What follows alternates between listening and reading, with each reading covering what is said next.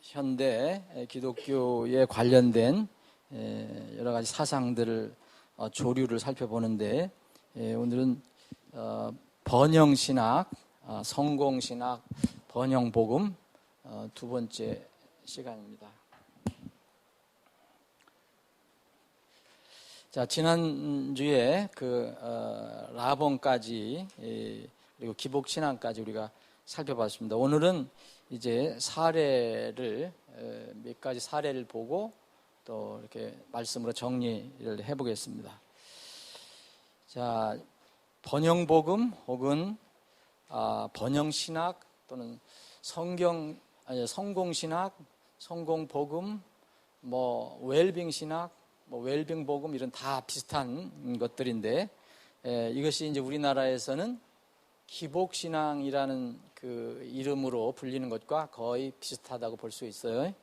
이 기복신앙은 이제 이 사례를 보면 전 세계 어디든지 사람이 사는 곳에서는 다 찾아볼 수가 있어요. 기독교가 들어가 있든 안 들어가 있든 간에 민간 신앙에서 많이 찾아볼 수 있어요. 우리도 기독교가 들어오기 전에 우리 조상들이 그렇게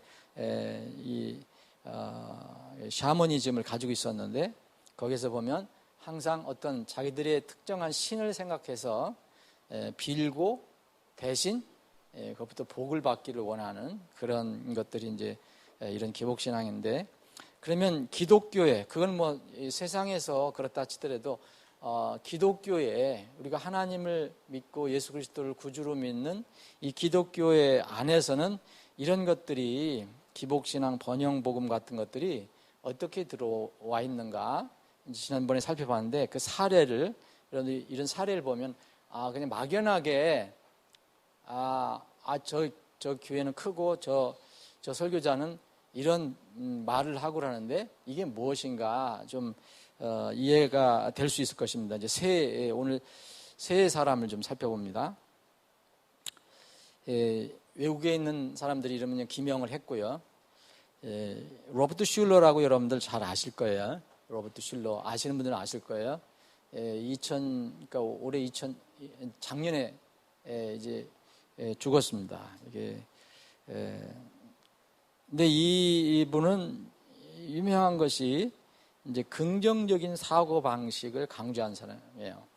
이게 지난번에 이제 우리가 번영신학, 이 번영 복음에 관해서 강조점이라든지 실행하는 방법 이런 것들을 우리가 살펴봤잖아요. 그러니까 그 중에 하나가 이제 적극적인 사고를 하는 거예요. 그리고 꿈을 자기 마음 안에 꿈을 그려놓고 계획을 그려놓고 그것이 이루어지도록 계속 간구하는 그런 하여튼 그런 것들이 이제 실행 방법인데, 지난번에 번영복음 주요 실행 방법 우리가 살펴봤잖아요. 그 중에 하나 이제 긍정적인 적극적인 사고 방식을 강조한 분이에요. 그래서 예를 들어서 이거는 따온 거니까 그 분이 직접 얘기한 것을 우리가 따온 거예요. 그러니까 하나님은 믿는 자가 부자가 되기를 원하신다. 이분은 항상 설교할 때 이런 얘기를 유의 얘기를 했어요. 미국 남캘리포니아에 큰 교회가 하나 있었는데 지금은 많이 쪼그러들었어요. 좀 쪼그러들어갖고 지금은 이제 카톨릭에 넘어갔는데 수정교회라고 유명한 교회가 있습니다. 완전 큰 건물이 사면이 다 그 아주 비싼 유리 수정으로 다 이렇게 지어진 집이에요. 그래서 이름하여 원래 본 이름이 수정교회는 아닌데, 그래서 수정교회로 알려져 있어요. 수정교회를 세운 분이에요. 근데 이분은 이제 하나님을 믿는 자는 다 부자가 되기를 하나님께서 원하신다라는 슬로건을 내걸고, 또 교회에 또 내건 표어가 뭐냐면 교회를 기업으로, 전도와 선교를 판매로, 불신자를 고객으로. 그래서 이 비즈니스와 이 기독교를 접목시킨 분입니다. 이게 실제로 그렇게 주장했던 거예요, 이렇게. 그래서 한참 이제 많이 교회가 커졌을 때는 수만 명, 1만 명 이상 사람들이 모이게 됐고, 이 교회는 한때 좀 좀 무리도 일어나는데, 이게 우리가 근본적이고 보수적인 그런 사람들이 생각하는 무리죠. 이분은 이 드라이브-인 극장 예배를 했어요. 그러니까 사람들이 이렇게 와서 이게 따로 차에서 내려서 걸어서 건물로 들어와서 예배들이 불편하니까 그냥 이 햄버거 사 먹듯이 차를 몰고 가서 그냥 거기서 주문해서 거기서 받아오는 이런 드라이브인이라고 그러잖아요. 드라이브인. 그래서 드라이브인 예배를 시작한 분들은 유명한 사람입니다. 그래서 그런 식으로 차 안에서 예배를 드리는 그런 그것을 시작했던 분인데, 이 수정교회, 이분이 세웠던 이 수정교회가 메가처치 대형교회의 효시예요. 미국에서 이 대형교회의 효시라고 볼 수가 있어요. 근데 이분은 거의 대부분이 이제 이 성공복음, 성공진학을 이렇게 주장하는 분들은 거의 비슷하지만 사람의 죄나 하나님의 심판이나 또 이 죄 문제를 예수님께서 어떻게 해결하셨는가, 예수님의 피, 대속의 죽음, 이런 것들은 말하지 않습니다. 가급적. 그리고 대신 이제 물질 성공, 건강, 이런 거에 이제 설교를 집중을 하죠. 이분이 이제 은퇴한 후에 아들이 물려서 이제 목회를 하다가 또 어려움이 있어서 또 딸이 여자 목사가 목회를 이어서 했어요. 참 이 미국에서 이런 일이 일어나니 참 우리는 참 이해하기 어렵지만, 그러다가 이제 딸이 목회를 하다가 이 신도 수가 갑자기 많이 줄기 시작했어요. 그래서 2010년에 파산이 됐죠. 그래서 그 카톨릭에서 이 건물을 인수를 하게 됩니다. 미국은 이게 교회가 이렇게 세금을 내거든요. 그런 관련된 게 있어요. 그래서 파산이 충분히 가능해요. 파산이 됩니다. 은행에서 빚 낸 걸 못 갚게 되면. 그 다음에 우리가 소개한 분은 조엘 오스틴이라는, 이분은 지금도 굉장히 왕성하게 활동을 하는 분인데, 미국에서 가장 큰 교회예요. 현재 4만 5천 명 이상, 5만 명 교인이, 좌석은 교회 예배당 좌석은 1만 6천 석이라든가, 하여튼 엄청나게 큰 석인데, 아마 큰 대형 체육관을 이렇게 빌려서 이렇게 하는 걸로 알고 있어요. 근데 우리 한국에서 아주 유명한 분입니다. 왜냐하면 이 조엘 오스틴 목사가 쓴 책이 50만 부 이상 팔렸대요. 한국에서 번역한 책이. 그게 바로 긍정의 힘이라고 번역된 책이에요. 이 원래의 이 책 이름은 당신의 최상의 삶, 지금 현재의 최상의 삶, Your Best Life Now 이라는 책이에요. 이거를 이제 긍정의 힘이라고 이제 해서 나왔는데, 이 책이 한국에서 엄청나게 많이 팔렸죠. 지금도 영향을 끼치고 있습니다. 그러니까 긍정적으로 이렇게 적극적으로 생각해서 머리에 두고 꿈을 꾸고 하면은 이 지상에서 최고의 삶을 누릴 수 있다. 그런 내용이에요. 저는 안 읽어봤지만 일단 읽어보고 싶은 생각도 없고요. 이분이 지금 한국 용어로 말한다면 한국 기복신앙의 대표적인 인물이에요. 대표적인 인물. 미국에서는 이제 기복신앙이라는 말을 쓰고 성공복음, 번영복음, 번영신학이라는 말을 쓰는데, 그래서 현 세상에서 건강하고 잘 먹고 잘 사는 것이 최고의 인생의 목적이라는 것을 강조해요. 이분이 뭐 예수님 얘기 안 하는 거 아니에요? 하나님 얘기 안 하는 거 아니에요? 기독교 얘기 안 하는 거 아닙니다. 그런데 다 그것을 근거로 해서 이렇게 얘기합니다. 영혼 구원이다. 우리가 구원을 받아야 된다. 죄를 용서를 받고 그 영원한 그 하나님 왕국을 준비해야 된다. 이런 거는 거의 설교가 안 나오는 거죠. 이런 설교는 거의 없어요. 그리스도인의 영적인 삶에 관해서는 사실 큰 관심이 없어요. 그러니까 이분이 핵심 메시지가 이거예요. 자, 하나님은 근사하다. 아주 나이스하다. 하나님은 정말 나이스하다. 당신도 나이스하다. 그러니까 근사하게 살아라. 아주 멋지게 살아라. 이게 이제 거의 이 메시지의 핵심이에요. 그럼 여러분 이런 거 들으면 참 좋잖아요. 주일날 아침에 와서 얼마나 좋겠어요. 당신 부자가 될 수 있다. 당신 성공할 수 있다. 당신은 이 땅에서 최고의 삶을 누릴 수가 있다. 먹고 마시고 입는 것, 이 세상에서 누리는 것 최고의 삶을 살 수 있다. 기분 나쁜 사람이 있어요? 다 좋아하죠. 다 좋아하게 돼 있어요.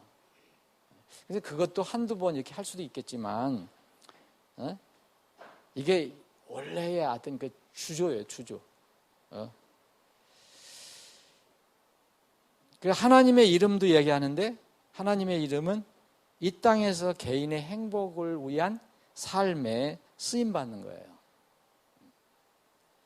다시 말씀드리면 이 영적인 복도 있고 물리적인 복이 성경에 있어요. 우리도 두 가지가 다 필요한 거예요. 그런데 물리적인 복을 받고 영적인 복을 못 받으면 이건 정말 어리석은 거죠. 이게 좀 모래 위에 짓는 집과 똑같은 거죠.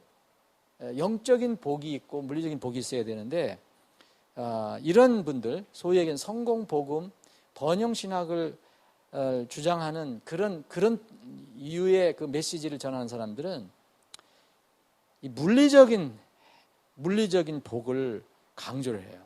하나님의 이름으로. 그러니까 좀 안 좋은 거 있잖아요. 좀 들어서는 기분이 안 좋은 거, 이런 것들은 거의 다 사라져요. 예수님이 처참하게 피 흘리시고 십자가에 고난을 받으셨다, 이런 것들은 이런 대속의 복음은 말하질 않아요.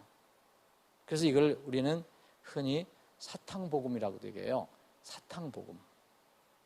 캔디 가스펠이라고 얘기해요. 최근에 이분이 미국 CBS 뉴스와 인터뷰를 했어요. 미국에는요, 일반 공영방송도, 기독교 방송이 아닌 공영방송도 원래 미국이 지금은 많이 타락했지만 기독교에 세워진 나라잖아요. 그런 근간은 아직 있어요. 그래서 일반 방송도 어떤 그 기독교 인사라든지 교회라든지 이렇게 어떤 그 이슈가 생기면 그런 공영방송이 인터뷰를 많이 해요. 지난번에 이 동성애자 게이바 이게 총격 사건이 일어난 거, 그래서 어떤 조그만 교회 목사님이, 침례교 목사님이 그거 비판했다가 아주 호된 신고식을 치렀잖아요. 그런데 여기서 나온 게 다 그 일반 공영방송에서 나온 거예요. 공영방송에서 그 조그만 교회 그 목사들 다 가서 인터뷰하고 그랬어요. 중앙에 있는 큰 방송들이. 근데 이 CBS라는 큰 이게 미국 네트워크에서 이 조엘 오스틴 목사 인터뷰를 했어요. 어떻게 했느냐면, 지옥과 회개에 대해 이야기하지 않는 것은 사람들을 속이고 있다는 말이 있는데, 이제 이 공영방송에 이 사람이 가서 물어본 거예요. 이게 기독교인도 아니에요. 그런데 그 목사님은 그렇게 사람들을 속이고 있다고 느끼고 있느냐, 이렇게 질문이에요, 요지가. 그랬더니 이분 답이 이거예요. 저는 그대로 따온 거니까 제가 더한 거 없어요. 지옥과 회개를 말하지 않는다고 해서 사람들을 속이는 것이 아니다. 이 사람 입에 나온 거예요. 이미 사람들은 죄의식을 갖고 있기 때문에 그들을 낙담시키기보다는 힘을 주기를 원한다. 여러분, 이게 잘 들어보셔야 돼요. 이렇게 해서 구원을 받을 수 있어요, 없어요? 절대 못 받습니다. 절대 불가능해요. 이건 복음이 아니에요. 그래서 이거를 사탕복음이라는 거예요. 사탕만 주는 복음이에요. 영혼을 살리는 복음은 될 수가 없어요. 여러분이 알다시피 지옥불이나 유황은 없다. 자기 입으로 얘기했어요. 근데 왜 성경은 가지고 설교하는지 모르겠어요. 지금 이러는 사람이 한두 사람이 아니니까. 한국에도 많고요. 대부분의 사람들이 이미 삶 속에서 충분히 사는데 녹초가 되어 있다. 근데 교회에 와서 그런 얘기를 해서 힘들게 할 필요가 있겠느냐. 교회에 오는 이들이 용기를 얻고 가기를 나는 원한다. 이 목사님이 하는 얘기예요. 여러분들이 지금 성공복음, 번영신학이 무엇인지 분명히 윤곽을 잡으시죠? 뭐라는 것인지. 복음이란 말은 들어가 있는데 땅에서만 필요한 거예요. 정말 이게 썩어질 것이에요. 이런 교회에 수만 명이 몰려와. 사람들의, 여러분들 속성도 아시죠? 기분 좋게 얘기해주고 그러는 건 다 좋아해요. 여러분. 미국에서 가장 큰 교회예요. 이 교회가요. 한국에도 큰 영향을 끼치고 있어요. 미국에 있는 거의 큰 교회들은 다 초교파예요. 이게 초교파 교회거든요. 원래 이 아버지가 목사였어요. 존 오스틴이라고. 근데 이 목사님은 남침례교, 그래도 베프티스트, 남침례교회 소속이었어요. 근데 이제 아버지 후기부터 아들이 완전히 그걸 버리고 이제 초교파로 갔어요. 초교파. 지금 여기서요, 자기 부인도 목사예요. 둘이 목회를 해요. 근데 사람들 엄청나게 모이죠. 여러분, 거짓이 뭔가 진실이 뭔가 잘 생각해 보셔야 돼요. 결코 여러분, 이 땅에서 마귀는 내가 험상궂은 짐승이다 라고 그런 얼굴로 나타나지 않아요. 그런 말로도 나타나지 않아요. 근데 거기에 진리가 없어요. 사람들을, 영혼을 망하게 하는 그런 것들을 가지고 오는 거예요. 자, 이제 세 번째는 외국의 사례도 많지만 한국의 사례가 있어야 되잖아요. 한국의 사례를 제가 말씀드립니다. 이제 기명은 하지 않겠습니다. 거명을 하지 않겠습니다. 이분은 로버트 슐러하고 조엘 오스틴과 거의 비슷한 주장을 해요. 왜냐하면 이 흐름은, 이 신학의 조류는 같은 거니까 그래요. 자, 이분이 주장한 거예요. 신자가 가난한 것은 믿음이 없기 때문이다라는 거죠. 어떤 기독교인이 됐는데, 그리스도인이 됐는데 가난하다, 늘 가난하다. 그건 믿음에 문제가 있다는 거죠. 여러분 잘 생각해 보세요. 잘 생각을 해보세요. 한편으로 맞는 것 같은데 잘 생각해 보면 아니에요. 자, 이 조엘 오스틴이나 이런 사람들이 얘기한 거 똑같이 얘기했어요. 하나님께서 믿는 자가 부자가 되기를 원하신다. 똑같았어요. 자, 예수 믿는 사람, 이것도 다 인용한 거예요. 제가 이거 코테이션 한 거는 내가 직접 여러분들에게 이런 공부를 할 때 내가 막연하게 생각하면 안 되잖아요. 그래서 직접 그분의 설교를 제가 시간을 들여서 듣고 그걸 인용한 겁니다. 예수 믿는 사람 그대로 이건 코테이션 한 거예요. 인용한 거예요. 설교 인용. 예수 믿는 사람은 가난하게 살아야 한다고 하는 것은 사탄이 하는 거짓말입니다. 왜냐하면 예수 믿는 사람이 얻어먹고 동량으로 살면 전도도 안 되고 덕도 안 되고 영광도 안 됩니다. 이분이 열을 내면서 막 설교하는 내용이에요. 이웃을 사랑하라고 했는데 돈이 없으면 가난한 이웃을 도와주지 못합니다. 우리가 먼저 축복을 받아야 이웃을 도울 수 있습니다. 어느 부분은 맞죠? 자, 중약하고 아브라함도 거부였고 이삭도 거부였고 야곱도 거부였습니다. 이게 참 강조 많이 하죠. 거부는 타락한 것이 아닙니다. 하나님을 믿어 축복을 받아 부자가 되어야 합니다. 여러분, 예수님 믿고 거듭난 뒤에 얼마나 되셨는지 모르지만 여러분 부자 되셨어요? 저도 예수 믿고 구원받았는데 부자가 더 안 됐어요. 제가 예수 안 믿었을 때는 그래도 지금보다는 뭐 제가 무슨 돈이 많았던 건 아닌데 예수 믿고 주님께 헌신했을 때 먹는 거는 걱정은 안 하지만 그런 면을 세상적인 기준으로 보면 훨씬 부자가 아니에요, 제가. 전보다. 그럼 제가 믿으면 문제가 있는 거거든요. 목사도.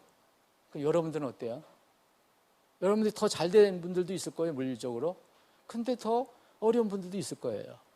근데 공식이 이래요, 이분은. 이해가 안 됐어요. 성경을 한 부분만, 작은 한 부분만 딴 거예요. 그거 딴 것도 잘못된 거예요. 아브라함과 이삭과 야곱이 거둔 것은 맞아요. 네. 근데 이스라엘은 땅의 개념을 가지고 있어요. 구약은요, 땅의 개념이에요, 지상. 이스라엘 백성들은 지상 천년왕국을 소망하는 거예요. 근데 이 신약은 영적인 하늘을 소망하는 거예요. 그래서 하늘의 소망은 이 땅의 하늘의 소망을 위해서 이 땅에 있는 그런 소망들, 물리적인 복들은 그것을 우회한 것들이에요. 그냥 과정에서. 근데 이분들이 얘기할 때 아브라함도 부자였고 야곱도 부자였고 다 부자였고 하나님 믿는 사람이 부자였는데 왜 가난해지느냐, 이런 논법은 전혀 맞지가 않아요. 그러면 이스라엘의 그 많은 대언자들, 가난하게 살았던 엘리야 같은 사람, 엘리사 같은 사람은 때로는 먹을 것도 없었고 남에게 사실 다 이렇게 뭐랄까 도움받고 살았는데 정말 잘못된 거잖아요. 근데 왜 그 사람들만 얘기하냐 이거예요. 사람들을 현혹하는 거죠. 다 이런 거에 다 속게 돼 있어요. 이분은 뭘 하냐면 영은 4차원이다. 영은 4차원이다라는 걸 자기가 계시해 줬다 그랬어요. 이분이 말한 거예요. 그 안에 창조적인 힘이 담겨 있다.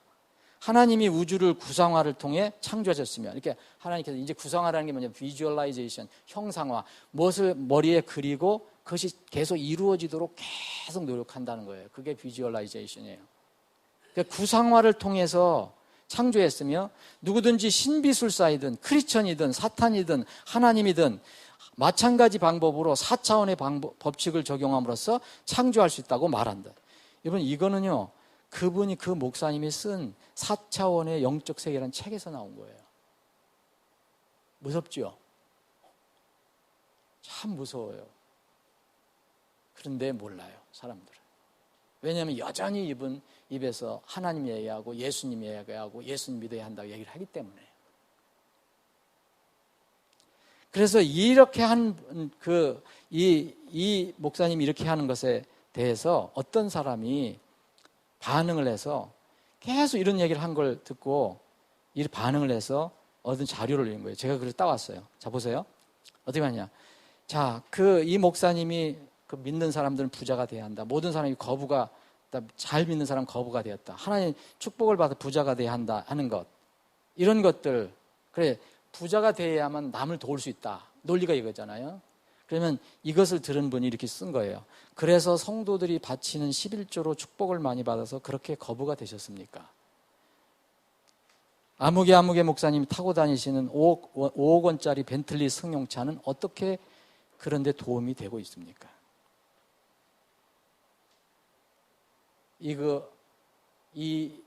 이런 그 반응이 나올 수가 있는데 잘 생각해 보세요. 기복신앙의 열매를 여러분 보시면 돼요. 기복신앙으로 성장한 어디 교회 같은 대형 교회들은 교회 재정 사용에 본을 보이고 있는가? 이분이 질문하는 거예요. 근데 개신교회 헌금 지출이요, 인건비는 65%, 건축비 34.9%. 이분이 얘기했던 이웃을 도우려면 내가 복을 받아야 된다. 내가 먼저 부자가 돼야 된다. 그렇게 했는데 이분이 그 교회에서는 구제비가 0.18%래요. 그분이 타고 다니는 차값의 몇 프로도 안 돼요. 우리는 정말로 하나님 앞에 정직하고 겸손해야 될 것은 우리가 우리의 이익을 위해서, 우리 유익을 위해서 하나님을 이용할 수도 있고 하나님 말씀을 이용할 수도 있다는 거예요.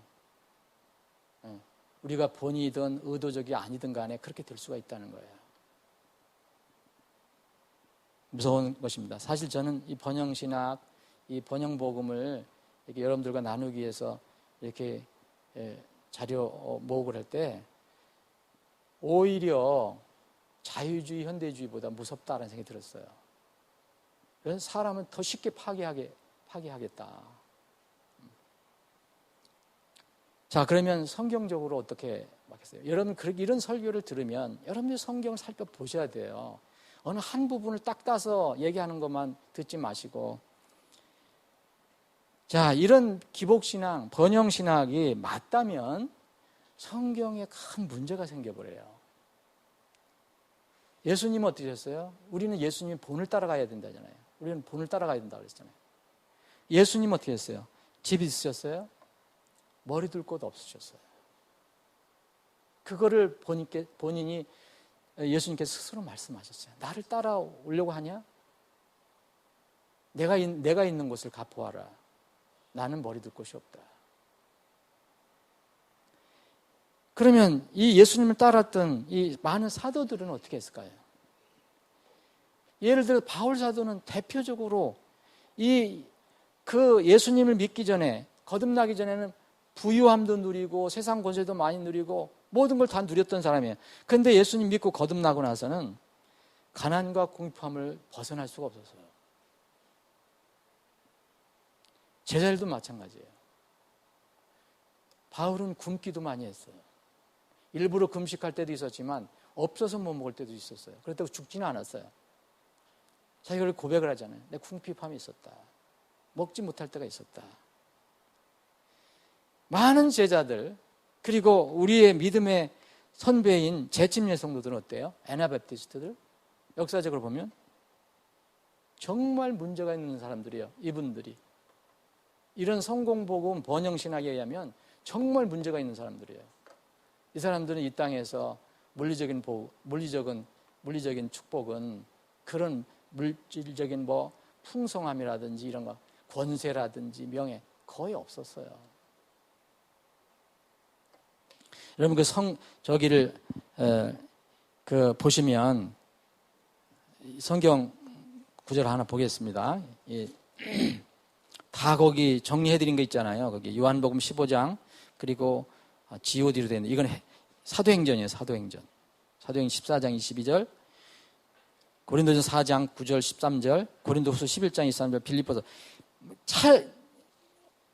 너무 많아서 찾기가 어려워요. 이런 것들을 한번 여러분들 읽어보세요. 그러면 과연 그것들이 맞는가? 우리가 하나님의 복을 받으면 물질도 복을 받을 수 있어요. 그 부정하는 거 아니에요? 근데 그게 궁극적인 그 목표가 아니에요. 자, 고린도 후서 11장을 한번 보겠어요.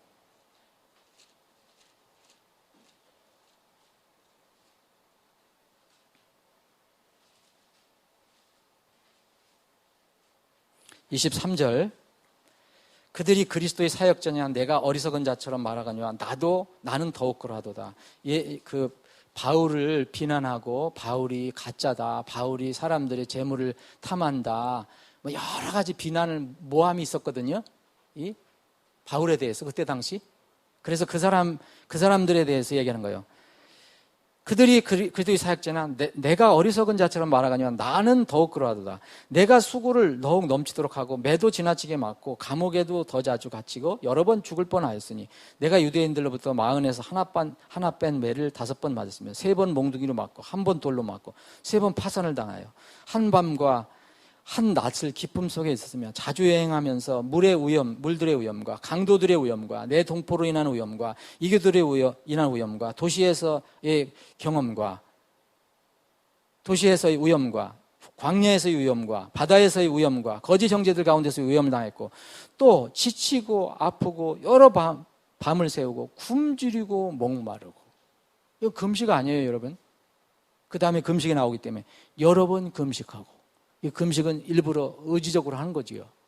그런데 굶주리고 목마르고는 그런 상황 때문에 그렇게 된 거예요. 추위를 당하고 헐벗었노라. 성공복음, 성공 신학에 비하면 바울은요 정말 믿음이 없었던 사람이에요. 아니, 하나님께서 사랑하시는 자, 믿는 자는 다 부자 되기를 원하시고 평안을 사기를 원하신다 그랬는데 이건 웬일이에요? 이런 말씀이 한두 군데가 아닙니다, 여러분.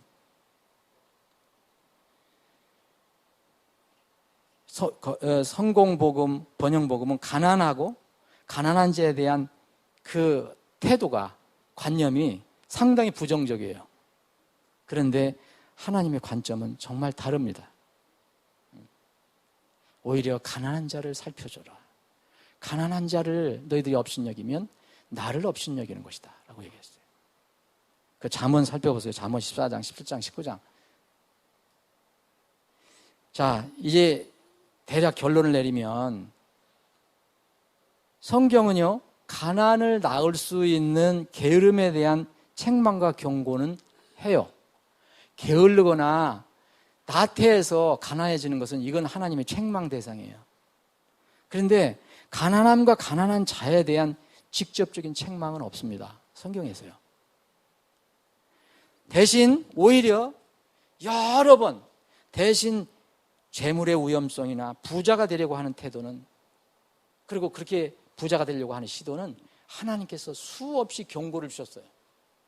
성공복음 맞아요, 틀려요? 경고 수없이 많아요. 부자에 대한 거 여러분 다 아시잖아요. 지금 일일이 성경 안 봐도 쉽게 얘기하는 거, 여러분 이 낙타와 이 부자, 낙타 이야기, 왕국 이야기, 부자가 하늘의 왕국에 들어가기가 쉽지 않다 그랬잖아요. 이런 모든 것들, 예? 재물을 가진 자, 재물을 신뢰하는 자는 정말 어렵다. 우리의 그러면은 태도는 어떻게 해야 되냐? 우리는 절대 하나님께서 물질의 축복을 주시는 것을 무시하지 않아요. 하나님께서 주실 수 있어요. 우리가 때로는 구할 수 있어요. 근데 그것이 궁극적인 목적이 되어서는 안 된다는 거예요.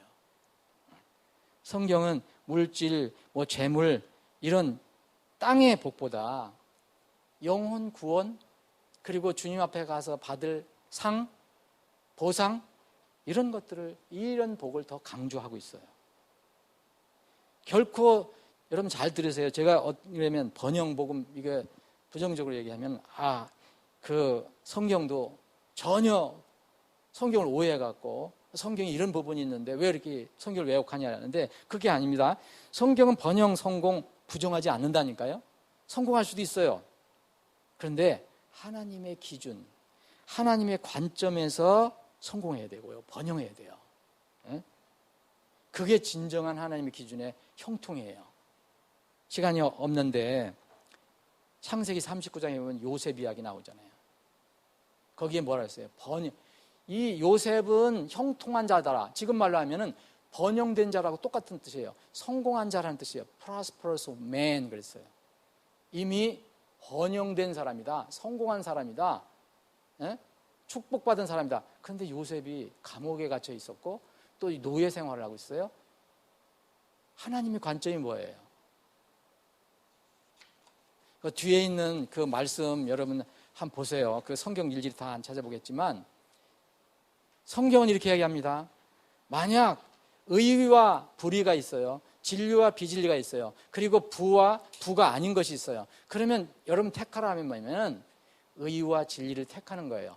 혹시 내가 가난해도. 성경은 그걸 얘기하고 있어요.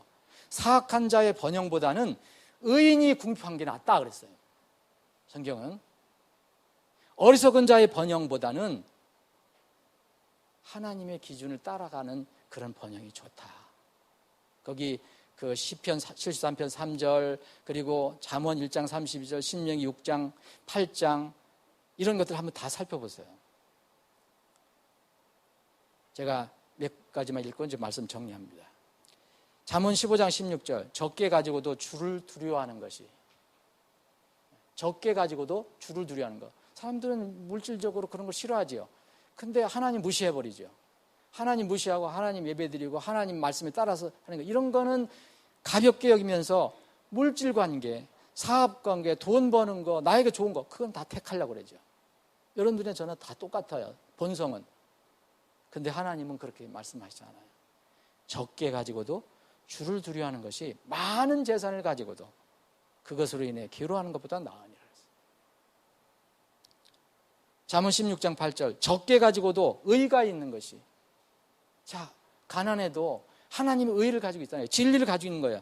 이것은 많은 소득을 가지고, 많은 소득이 있지만 많은 소득을 가지고도 정의가 없는 것, 의가 없는 것, 올바름이 없는 것보다 낫다 그랬어요.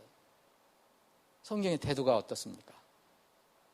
번영 복음 부르짖는 사람하고는 정반대예요. 부자가 되려고 수고하지 말고. 근데 이 사람들은 뭐라 했어요?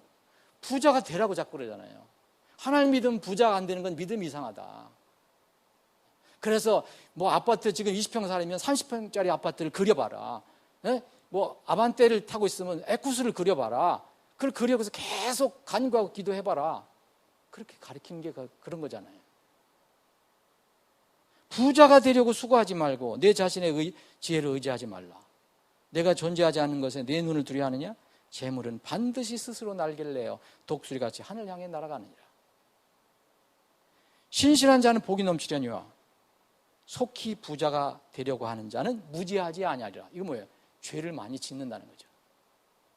뭐 이거 때로는 그 불법을 해야 되고 탈세도 해야 되고 뭐 여러 가지 해야 되잖아요. 갑자기 부자가 되려면 야합도 해야 되고. 하나님 말씀은 무섭습니다. 그때 예수님께서 자기 제자들에게 이르시되 진실로 내가 너에게 이르노니 부자는 하늘의 왕국에 들어가기가 어려우니라. 내가 다시 너에게 이르노니 낙타가 바늘길을 지나가는 것이 부자가 하나님의 왕국에 들어가는 것보다 쉬우니라. 너희는 하나님과 재물을 겸하여 섬길 수 없느니라. 자, 디모데전서 6장 6절 10절 읽고 마치겠습니다. 그러나 만족하면서 하나님을 따르는 것은 큰 이득이 되니라. 여러분, 이게 무슨 말씀입니까? 내가 물리적으로 지금 돈이 있건 없건 간에 하나님을 따르는 것, 정말 감사하면서 하나님을 따르는 것 그 자체가 재산이라는 거예요. 그게 이득이라는 거예요. 우리가 이 세상에 아무것도 가지고 오지 아니하였은즉 아무것도 가지고 가지 못할 것이 확실하니 먹을 것과 입을 것이 있은즉 우리가 그것으로 만족할 것이니라. 그러나 부유하게 되고자 하는 자들은 번영신학을 가르치는 자들, 번영복음을 외치는 자들 똑같잖아요. 사람들을 파멸과 멸망에 빠지게 하는 시험과 올무와 여러 가지 어리석고 해로운 욕심에 떨어지느니라. 돈을 사랑함이 모든 악의 뿌리이니. 그랬어요. 돈 자체가 악이 아닙니다, 여러분.